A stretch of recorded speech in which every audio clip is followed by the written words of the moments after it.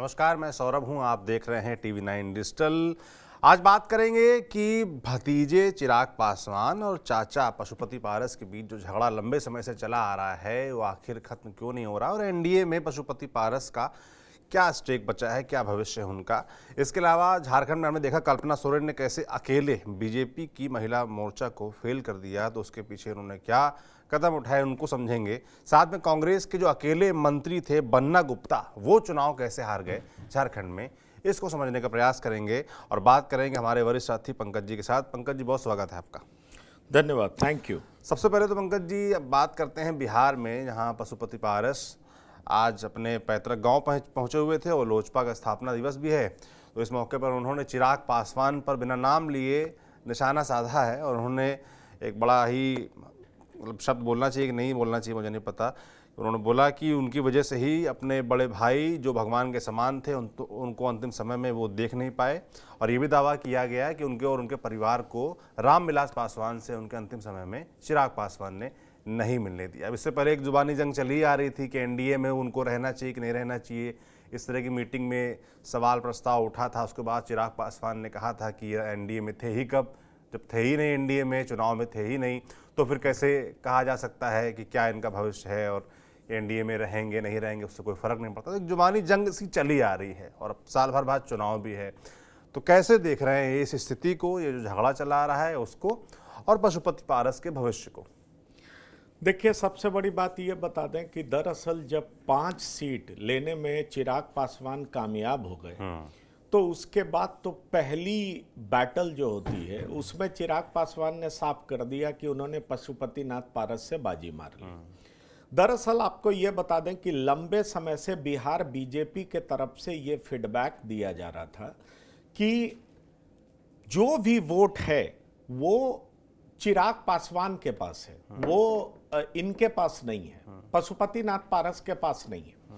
और केंद्रीय बीजेपी जो है, केंद्रीय नेता जो हैं, वो इस बात को समझ गए और जब इस बात को समझ गए तो उन्होंने 5 सीट ऑफर कर दिया।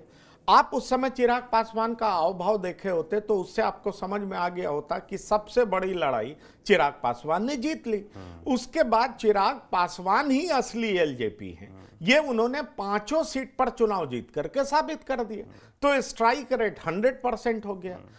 इससे पहले बहुत सारी घटना घटी, उसको समझना बहुत जरूरी, और हम अपने दर्शकों को बताएंगे कि कैसे चिराग नीतीश के करीब जाने में कामयाब हुए। ये जब हम अगला प्रोग्राम करेंगे उसमें हम बताएंगे, अपने दर्शकों को अभी बता दें। लेकिन साथ ही साथ आपको बताएं कि जो नीतीश कुमार चिराग पासवान से बहुत नाराज थे, चिराग पासवान और नीतीश कुमार के बीच में 36 का आंकड़ा था, लेकिन हुआ क्या कि जब पशुपतिनाथ पारस के लिए नीतीश कुमार स्टैंड करना चाहते थे पर स्टैंड कर नहीं पाए, क्योंकि बीजेपी का शीर्ष नेतृत्व ने चिराग पासवान को पूरे तरीके से तवज्जो दे दी। अब सवाल उठता है कि पशुपतिनाथ पारस ने अपनी दुख जाहिर भी की नीतीश कुमार के पास, लेकिन नीतीश कुमार थोड़ा बहुत नाराज होकर के बहुत उनके लिए स्टैंड नहीं ले पाए। चिराग पासवान कहीं के नहीं रहे, चिराग पासवान को एक तरीके, माफ करिएगा, पशुपतिनाथ पारस कहीं के नहीं रहे। पशुपतिनाथ पारस को बहुत सारा दिलासा भी दिया गया लोकसभा चुनाव में, आगे आपके लिए देखेंगे उन्होंने कहा हम एनडीए में बने रहेंगे। उनके कई सारे साथी चुनावी मैदान में उतरना चाहते थे, पशुपतिनाथ पारस ने रोक करके रखा। उसके बाद क्या हुआ कि धीरे धीरे जब चिराग कोटा विद इन कोटा में एनडीए अलायंस के विरोध भारत बंद में शामिल हो गए, उस दरमियान ये भी देखा गया कि दिलीप जायसवाल पशुपतिनाथ पारस से मिले। तो ये सब होता हुआ नजर आया। अभी हाल के दिनों में जो जीतन राम मांझी हैं उन्होंने पशुपतिनाथ पारस के पक्ष में बयान भी दे दिया। लेकिन इन सब के बावजूद पशुपतिनाथ पारस को एनडीए में कोई उस तरह की जगह नहीं मिली जिससे कहा जाए कि वो एनडीए के इंपॉर्टेंट पार्टनर हैं।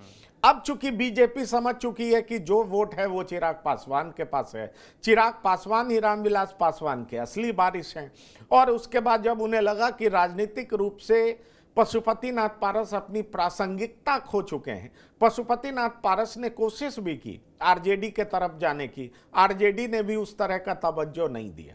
अब आप समझिए कि पशुपतिनाथ पारस करते क्या, पशुपतिनाथ पारस कहीं के रह नहीं गए। उसके बाद लंबे समय तक इंतजार किया गया, कहा यह जाता रहा कि हो सकता है पशुपतिनाथ पारस कहीं के गवर्नर बनाए जा सकते हैं। लेकिन वो भी नहीं मिला। पशुपतिनाथ पारस के साथ जो लोग भी थे, चंदन सिंह जो कि सूरजभान सिंह के भाई हैं, एमपी रहे हैं, तो ये जान लीजिए कि कहा यह जाता है कि सूरजभान सिंह रामविलास पासवान के बड़े करीबी थे, बड़े विश्वासी थे, और जब पार्टी में टूट हुई तो चिराग पासवान हैरान थे कि सूरजभान सिंह उनके साथ ऐसा कैसे कर सकते हैं। और कहा यह जाता है कि ये जो टूट हुई थी, डिफेक्शन हुआ था, वो दरअसल जेडीयू ने कराया था। जेडीयू ने विधानसभा चुनाव का बदला लिया था। तो पशुपतिनाथ पारस 5 एमपी के साथ निकल गए, उसमें सूरजभान सिंह भी थे, उनके भाई भी थे। तो चिराग पासवान ने फैसला ले लिया कि ये 5 लोग जिन्होंने उनको दगा किया है, धोखा किया है, उनको वो कभी अपनी पार्टी में लेंगे नहीं। एक वीणा देवी जो कि लोकसभा चुनाव से 1-1.5 साल पहले से चिराग के खेमे में चली गई, बाकी 4 लोग जो है वो पशुपतिनाथ पारस के साथ रहे, और चिराग पासवान को जैसे ही मौका मिला इन लोगों को किनारा कर दिया। अब चूंकि पशुपतिनाथ पारस हाशिए पर दिखाई पड़ रहे हैं, ना उनको कोई जगह एनडीए में मिल रहा है, ना आरजेडी कोई जगह दे पा रही है, तो इसलिए पशुपतिनाथ पारस का दर्द अब बाहर आने लगा है। उनके बेटे, उनके भतीजे, तमाम सारे लोग बहुत तरह की बात करने लगे और कहा यह जाने लगा कि आपने बीजेपी पे विश्वास किया और बीजेपी ने आपका इस्तेमाल करके फेंक दिया। दरअसल आप कहिए तो उस समय पार्टी में टूट कराने वाली बीजेपी नहीं थी, पार्टी में टूट कराने वाली जेडीयू थी। लेकिन जब पार्टी में टूट हुई तो ठीक है, चिराग पासवान भी उस समय बड़े नेग्लेक्टेड फील करते थे, अकेले वो सड़क पे संघर्ष करते रहे, संघर्ष कर कर के कई सभाएं रोज करते थे, कई 100 किलोमीटर की यात्रा रोज करते थे, लोगों के बीच में जाते थे, और संघर्ष के बाद चिराग पासवान ने जब अपनी पार्टी पर मजबूत पकड़ बनाई, लोगों पर मजबूत पकड़ बनाया, तो उसके बाद लोगों को लगने लगा कि चिराग पासवान का इंपैक्ट है। चिराग पासवान अपने आप को प्रधानमंत्री मोदी का हनुमान कहते थे, और आप हैरान होंगे कि जो घर उनका था जिसमें रामविलास पासवान की प्रतिमा लगाई गई थी, वो घर उनको खाली करना पड़ा था, क्योंकि ये नियमतः खाली करना ही पड़ता, क्योंकि अब वो मंत्री नहीं थे। ऐसे में बड़ा सवाल उठता कि चिराग पासवान मौके की नजाकत को समझते हुए बेइज्जती सहते रहे, लेकिन अपने मौके का इंतजार करते रहे, और जब उनको मौका मिला तो अपने चाचा को पूरे तरीके से हाशिए पर धकेल दिया। अब देखिए, चाचा का दर्द बाहर आ रहा है, पशुपतिनाथ पारस का दर्द बाहर तो आ रहा है, लेकिन राजनीति में कोई चीज उपहार स्वरूप तो मिलता है। इस बात को आप समझ लीजिए। राजनीति में अगर आपकी ताकत है तो आपको आपका हिस्सा मिलेगा, आपकी ताकत नहीं है तो आपको उपहार स्वरूप तो कुछ मिलने नहीं जा रहा। ये बहुत रेयरेस्ट ऑफ रेयर होता है। इसलिए ये देख लीजिए कि पशुपतिनाथ पारस ना तो एनडीए में है, ना इंडिया ब्लॉक में है। अब उनका दर्द बाहर आ रहा है, पुरानी बातें बाहर आ रही हैं। पहले पशुपतिनाथ पारस ने चिराग को पटकनी दी जब रामविलास पासवान नहीं रहे, और जब चिराग पासवान ने एलजेपी आर को असली एलजेपी बना दिया, क्योंकि देखिए अभी कुछ दिन पहले ही वो जो ऑफिस है वो भी एलजेपी आर को मिल गया। आप देखिए, चिराग पासवान समझ चुके हैं कि बिहार में राजनीति करनी है तो नीतीश कुमार को नाराज नहीं कर सकते। इन दिनों नीतीश कुमार का इस कदर पैर छू रहे हैं चिराग पासवान, और जिस तरीके से उनसे मिल रहे हैं वो लग रहा है कि आइस ब्रेक करने में पूरे तरीके से कामयाब हो चुके हैं। अब उनको समझ में आ गया कि नीतीश कुमार को वैल्यू दें। नीतीश कुमार को भी समझ में आ रहा है कि पावरफुल चिराग है और चिराग हमारे शरण में आ ही चुके हैं, तो हम काहे को ज्यादा टेंशन लें। तो चिराग नीतीश कुमार भी अब पशुपतिनाथ पारस के लिए कुछ वैसा कर नहीं पा रहे। इसलिए पशुपतिनाथ पारस अलग थलग पड़ चुके हैं। अब अपने राजनीतिक भविष्य को लेकर के चिंतित हैं। अब यह देखना होगा कि क्या पशुपतिनाथ पारस में वो हिम्मत, वो ताकत बची हुई है कि जमीन पर वापस संघर्ष करें, जनता का दिल जीतें, जनता के दिलो दिमाग में बैठें और फिर से अपने लिए जगह बना पाएं। क्या उस स्थिति में हैं पशुपतिनाथ पारस, ये देखना बेहद जरूरी है। भले ही उनको पुरानी बात याद आ रही हो, लेकिन चिराग पासवान के पास भी कहने के लिए बहुत कुछ है, और चिराग पासवान ने बार बार उन लोगों पे अटैक किया है जिन लोगों ने पशुपतिनाथ पारस को ज्यादा तवज्जो दी है। अब देखिए, बीजेपी को समझ में आ गया कि चिराग को नाराज नहीं करना, इसलिए चिराग को ज्यादा तवज्जो दे रही है बीजेपी।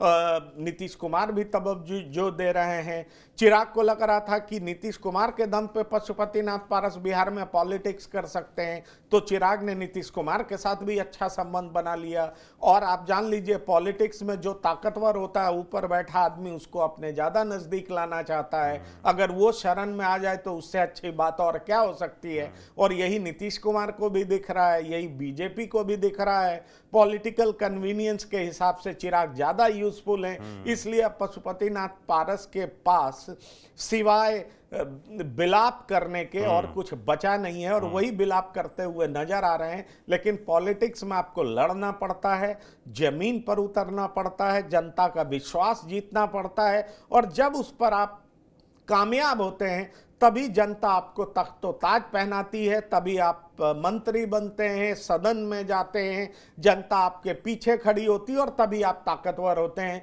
आप तमाम इमोशनल बात करिए, लेकिन वर्तमान समय में जो दिवंगत नेता रामविलास पासवान के वोटर्स हैं वो मान चुके हैं कि असली बारिश जो रामविलास पासवान के हैं वो चिराग पासवान ही हैं, और लोकसभा चुनाव में ये दिख चुका है। बिल्कुल, आपने तख्तोताज पहनाने की बात की, वो जनता चिराग पासवान को लोकसभा के नतीजों के जरिए पहना चुकी है। तो अब ये झगड़ा चलता रहेगा। अब इसको लेकर देखने वाला होगा कि बीजेपी का जो शीर्ष नेतृत्व है वो विधानसभा चुनाव के मद्देनजर क्या करता है, क्या नहीं करता है, उस पर नज़र हमारी बनी रहेगी। अब चलते हैं बिहार से झारखंड की तरफ, जहाँ नतीजे चुनाव के जो आए हैं वो कहीं ना कहीं जो हेमंत सोरेन है उनकी पार्टी कांग्रेस के पक्ष में रहे। मगर एक और नाम है हेमंत सोरेन की पत्नी कल्पना सोरेन का, जो लगातार सक्रिय रहीं। जब जेल जाते हैं हेमंत सोरेन, और उसके बाद से लगातार वो राजनीति में एक्टिव रहीं। चुनाव में उनको खूब भाषणबाजी करते देखा गया, जगह जगह कैंपेन करते देखा गया, और एक इफेक्ट उनका भी माना गया इस चुनाव में। और ये भी कहा गया कि जो बीजेपी की महिला मोर्चा है उनके सामने कल्पना सोरेन खड़े हो गई थी महिलाओं के बीच अपना संदेश पहुंचाने के लिए, और उसका असर कहीं ना कहीं चुनाव में देखा गया। कैसे देख रहे हैं इसको? देखिए, आपको एक बात बता दें कि कल्पना सोरेन इतने कम समय में इतनी परिपक्व नेता बन जाएंगी, ये किसी ने सोचा नहीं था जी। कल्पना सोरेन को जो टास्क हेमंत सोरेन ने दिया था, कल्पना सोरेन उससे कहीं ज्यादा आगे बढ़ करके वो टास्क पूरा करने में सफल हुई। दरअसल आप याद करिए, हेमंत सोरेन ने जिस मैच्योरिटी के साथ झारखंड में अपनी राजनीति खेली, और बीजेपी जैसे माइटी अपोनेंट को उन्होंने चकमा दिया, धूल चटा दिया, वो काबिले तारीफ है। काबिले तारीफ इसलिए भी है कि आप देखिए, हेमंत सोरेन को जेल भेजा गया, चंपई सोरेन को हेमंत सोरेन ने क्या किया, मुख्यमंत्री बना दिया। तो एक मैसेज तो दे दिया कि मैं आदिवासी हटा, मैंने चंपई सोरेन जो कि पार्टी में वरिष्ठ है उनको मुख्यमंत्री बना दिया। साथ ही अपनी पत्नी को गांडे से चुनाव लड़वाया, गांडे से चुनाव लड़ करके वो जीत भी गई। अपनी पत्नी को यह मैसेज दिया कि आप जाइए, जनता को बताइए कि हमारे साथ केंद्र की सरकार कर क्या रही। आप देखिए, कल्पना सोरेन वो भी आदिवासी महिला है, पढ़ी लिखी महिला है, MBA है, ग्रेजुएट है, और जब वो जनता के बीच में गई तो उन्होंने अपने पति की गिरफ्तारी को आदिवासी अस्मिता से जोड़ दिया, और ये जोड़ने में वो इतना सफल हुई कि लोग काफी भावुक हो गए। आखिरकार लगने लगा कि एक पत्नी जिसका पति मुख्यमंत्री था, उसको खनन घोटाले में बीजेपी ने जबरदस्ती फंसा दिया, उसको जेल भेज दिया। एक आदिवासी मुख्यमंत्री को बीजेपी पचा नहीं पा रही है, और इसलिए बीजेपी तंग कर रही है। कल्पना सोरेन चुनाव से 8 महीने पहले, आप देखिए, हेमंत सोरेन के लिए जमीन मजबूत करना शुरू, नैरेटिव बनाने लगी। वो चारों तरफ घूमने लगी, आदिवासियों के बीच में घूमने लगी, आदिवासियों का सेंटिमेंट उभरने लगा। ये हेमंत सोरेन की गिरफ्तारी को उन्होंने आदिवासियों की अस्मिता से जोड़ दिया, आदिवासियों के इमोशन से जोड़ दिया, और आदिवासी जिस कदर उनके पीछे खड़े हो गए, ये परिणाम में साफ झलकता है। आप देखिए, बीजेपी ने इतने सारे आदिवासियों नेता को अपने साथ रखा, चंपई सोरेन को साथ लाया, उनके बेटे को टिकट दिया, कई सारे और आदिवासी नेता आए, लेकिन पूरे संथाल परगना और कोलान में बीजेपी सिर्फ एक सीट जीत पाई। तो आप समझिए कि ये करिश्मा किसका था। ये करिश्मा, ठीक है, हेमंत सोरेन आए, उन्होंने दाढ़ी बढ़ा ली, लुक देने की कोशिश की कि शिबू सोरेन के असली वारिस वो हैं, और जिस तरीके से वो दिख रहे थे, लोगों को लगने लगा कि ये शिबू सोरेन अपने जवानी के दिनों में जब वो एक्टिव पॉलिटिक्स में थे तो इसी तरह दिखते थे जी। अब सवाल उठता है कि लोगों के दिल में बैठ गए और कल्पना सोरेन की सभा ने जोरदार तरीके से आदिवासियों को जोड़ा। भावुक ता जो है लोगों के बीच में दिखाई पड़ी, भावना बस लोग जुड़ने लगे और लोगों को लगने लगा कि ये आदिवासी अस्मिता की बात है। अब देखिए, सिर्फ यही फायदा नहीं हुआ, जैसे ही ये बाहर आते हैं मैया सम्मान योजना लागू करते हैं। मैया सम्मान योजना से हर महिला को 1000 रुपया मिलने लगा और उम्मीद जगा दी कि इस बार आप जिताएंगी तो हम आपको 2500 रुपए देंगे। अब 2500 रुपया मिलना, लोगों को ये लगने लगा कि बीजेपी जीतेगी तब भी 2100 देगी, ये तो 2500 देगा। तो कई सारे ऐसे 29 विधानसभा ऐसे हैं जहां महिलाओं की संख्या ज्यादा है। अब सोचिए, महिला नेता के तौर पर कौन उभर गई? कल्पना सोरेन। मैया सम्मान योजना साथ में मिल गया महिलाओं को, तो ये जो डबल इफेक्ट हुआ वो भारी भरकम जीत के रूप में परिणत हुआ। और आपने जो परिणाम देखा, वो ऐतिहासिक परिणाम जो आया है उसमें कल्पना सोरेन की बहुत बड़ी भूमिका है। दूसरी तरफ बीजेपी की महिला नेत्री क्या करते रही, तो वो बीजेपी के पार्टी ऑफिस में ही टेबल पे बैठ के टेबल पॉलिटिक्स करते रहे, मोबाइल, डायरी, पेन के साथ ही रहते रहे। जो महिला नेत्री को उतरना था मैदान में, लोगों के बीच में जाना था, वो अपने लिए स्ट्रॉन्ग ग्राउंड बनाने लगी कि चुनाव बीजेपी जीत रही है, एनडीए की सरकार बन रही है, उसके बाद हमें अमुक अमुक पद लेना है। इसलिए कोई भी नेता उस तरीके से उभर नहीं पाई। अब देखिए, दूसरी गलती क्या हुई? दूसरी गलती ये हुई कि ऐसा नहीं है कि बीजेपी के पास बड़े नेता हैं, नहीं है, बीजेपी के पास बड़ी नेता हैं। आप देखिए, एक मंत्री भी है, लेकिन उनको अपने लोकसभा में ही घेर करके छोड़ दिया गया। अब जब उनको अपने लोकसभा में घेर करके छोड़ दिया गया, तो आप समझिए कि कल्पना सोरेन एक तरफ 29 विधानसभा जहां महिलाएं ज्यादा हैं, दूसरी तरफ आदिवासियों की अस्मिता को हेमंत सोरेन की गिरफ्तारी से जोड़ दिया। तीसरी बड़ी बात कि बीजेपी का सबसे बड़ा नैरेटिव फेल हो गया। और चौथी बड़ी बात कि हेमंत सोरेन की गिरफ्तारी भ्रष्टाचार के मामले में हुई, लेकिन हेमंत सोरेन सिंपैथी गेन करने में कामयाब रहे। तो इस पूरे मसले को आप देखेंगे तो आप पाएंगे कि दरअसल 8 महीने पहले से जेएमएम के लिए अगर कोई मजबूत जमीन तैयार कर पाया तो वो कल्पना सोरेन है। और इसीलिए कल्पना सोरेन बहुत बड़ी नेता के तौर पर उभरी हैं। झारखंड मुक्ति मोर्चा के लिए वो एसेट बन गई हैं। चंपई सोरेन भले ही निकल गए हों, लेकिन कल्पना सोरेन की बात पूरे झारखंड में चल रही है, इनफैक्ट देश में चल रही है कि कल्पना सोरेन एक आदिवासी महिला नेता के तौर पर बड़े व्यापक रूप में उभरी हैं। खबर यह भी है कि उनको संगठन की जिम्मेदारी सौंपी जा सकती है और संगठन में वो जेएमएम के आधार को और मजबूत करना चाहेंगी। वो छत्तीसगढ़ है, उड़ीसा है, इन सब जगहों पर भी जेएमएम को मजबूत करेंगी और उसमें वो अहम भूमिका निभाएंगी। बिल्कुल। अब उसका नतीजा तो सामने जनता ने देख ही लिया। झारखंड से ही एक और मामला है बन्ना गुप्ता का, जो कि कांग्रेस के नेता हैं और मंत्री थे और जमशेदपुर पश्चिम से विधायक थे, चुनाव हार गए। अब मंत्री पद को लेकर खींचतान तो चल ही रही, उस बीच इनका नाम भी आ रहा है कि भाई ये थे, अब तो इनका क्या होगा। इनका दावा ये भी है कि हमको एक साजिश के तहत चुनाव हरवाया गया। ये भी कह रहे हैं, एक 35 सेकंड के वीडियो का जिक्र कर रहे हैं कि उसने बड़ा मेरा डैमेज कर दिया। क्या है इनका मामला? देखिए, आपको एक बात बता दें कि दरअसल हुआ क्या कि इनका सारा कैलकुलेशन फेल हो गया और इनके खिलाफ जो अपोनेंट थे वो भी झारखंड की राजनीति के माहिर खिलाड़ी माने जाते हैं। वो अपने आप में अकेला व्यक्तित्व इस तरह मजबूत हैं कि किसी भी झारखंड की सरकार को पानी पिलाने में वो कामयाब दिखे। उनका नाम है सरयू राय। सरयू राय ने रघुवर दास के खिलाफ जमशेदपुर पूर्व, जहां से रघुवर दास 5 बार जीते हैं, वहां जाकर के इन्होंने रघुवर दास को हरा दिया।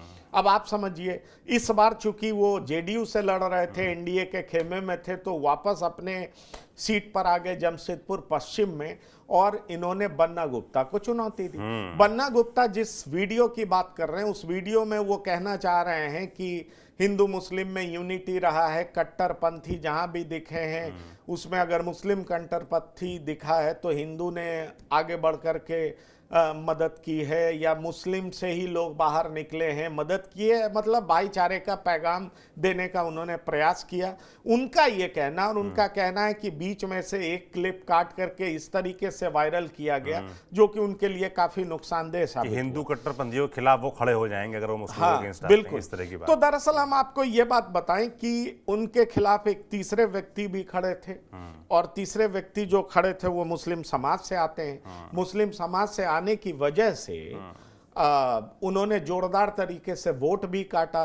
तो पॉलिटिक्स में तो ये सब चलता रहता है, खुद लोग विरोध में खड़े होते हैं, फिर तीसरे चौथे व्यक्ति को खड़ा करते हैं जो कि पहले व्यक्ति के अमुक अमुक पॉकेट में किस तरीके से वोट काट सके।